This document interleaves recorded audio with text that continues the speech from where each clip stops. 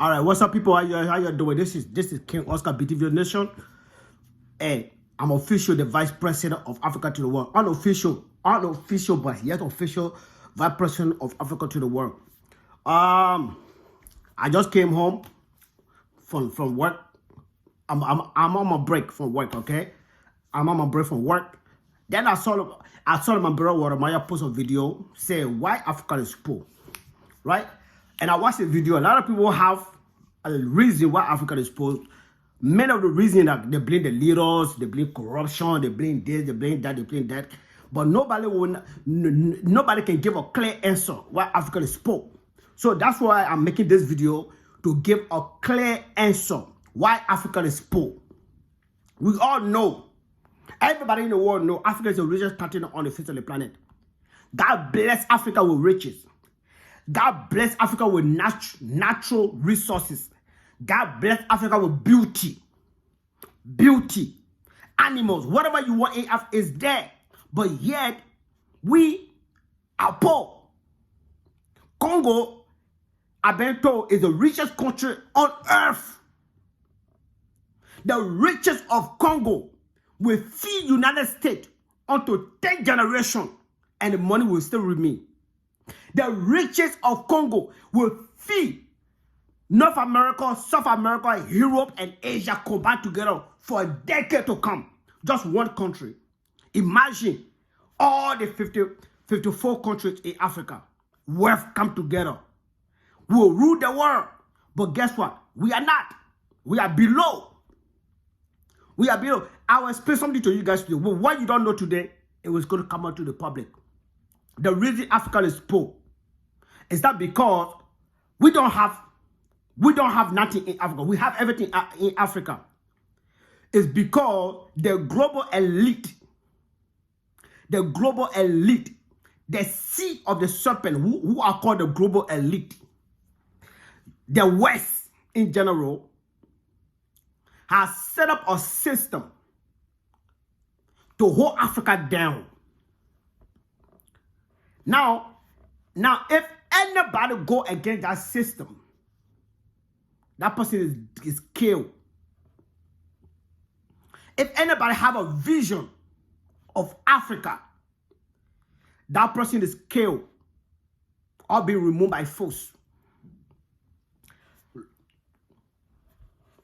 I gonna say all the war from Somalia down to the West Africa, North Africa, it is because of dictator presidents, not because of the West. Now, this is the secret. They don't want Africa to know. This is the secret the West does not want Africa to know. Okay, this is the West. They don't want you to know this one, Africa. They don't want you to know that you don't need United States. You don't need UK. You don't need France. You don't need Russia. You don't need China. You don't need nobody. Africa don't need none of them to survive. With them or without them, we will survive. But the thing is, they cannot survive without us. The West will not be superpower without Africa. That is the secret they don't want you to know. That is why whenever a leader come out of Africa with vision of helping Africa, that leader is killed, or that leader had to compromise his belief or her belief, because the West have to give something to take something. The West will pretend to give something to Africa, but they'll be taken. Okay? Now, 99% of presidents in Africa were chosen by the West. I'll repeat myself. 99% of African presidents are chosen by the West. So now, if one of them go out of line, the West will call that person a dictator. And the West will use African against African to create civil war. All the civil war in Africa is African against African. Who is behind it? It's the West. They are pushing the narrative. When people like Kwame Nkrumah had a vision of an Africa, what happened to him? He's dead. His vision didn't come to pass because the world did not want him to come to pass. Muhammad Gaddafi, he had a vision to create one of the greatest currency on the face of the planet. He got killed. So now I want Africa to know that the West does not want you to know that you can survive without them. You see? The West don't have nothing. They don't have nothing. Whatever they have here, whatever they have, they claim to, they have. We have 100-fold in Africa. But yet we are poor. Because they don't want us to know that we can survive without them. They don't want you to know that you can survive without them. They cannot survive without Africa. The West cannot survive without Africa. This is the reason. This is the reason. Their foot is on the neck of Africa. Because they don't want Africa to rise. Their foot is on the neck of Africa because the day Africa rise, they will be poor. The day Africa rise, they will not be superpower anymore. The day Africa rise, nobody will care about them. Everybody will be in Africa. The day Africa rise, nobody want to come to the United States. When Africans rise, when everything is in Africa, when good education in Africa, good hospital in Africa, everything is good in Africa, good roads, good health care, everything in Africa. Who want to come to the West? Who want to come to the West? These people make billions of dollars, even trillions of dollars for immigration. They make billions of dollars for immigration. So now everything is going well in Africa, and not one Africa I want to come to the West for education, for this. They will crumble. The West will crumble. That's why they are doing everything possible. They don't want Africa to know that they can survive without them. So how can we solve this problem, Africa? How can we solve this problem? Simple. Let all the leaders in Africa, let all the presidents in Africa come together and say no to the West. The West will not fool the entire continent. They will not fool the entire continent. Okay? When the leader arrives in Africa, for all the leaders to support that leader, they you see, the thing is, our leaders are afraid of the West because they were chosen by the West. Your president cannot do nothing. Even though he have ideas, he loves his country, he cannot do nothing because the West is on his neck because they put him as president. Your vote does not count. They made him president.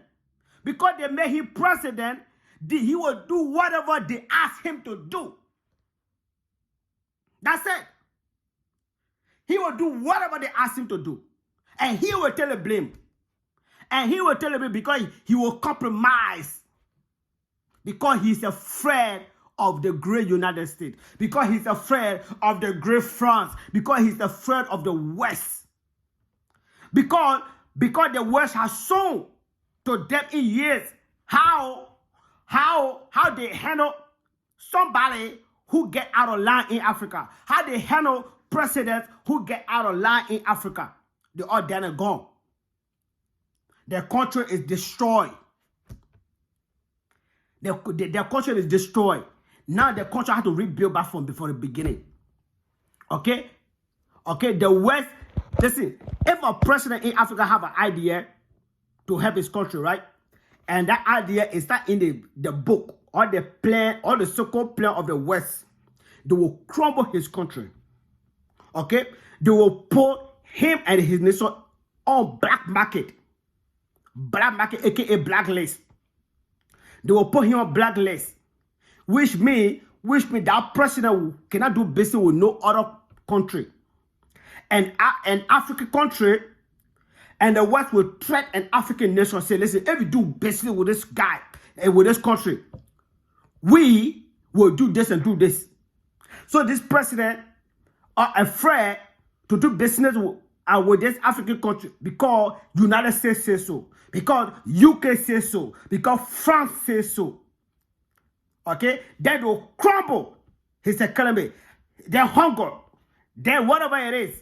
Then the West will be in their country promoting this president as dictator, as a bad guy, as an evil person, as this, because the leader have a different opinion, because the leader have a plan for his country, and that plan is not in the book of the West.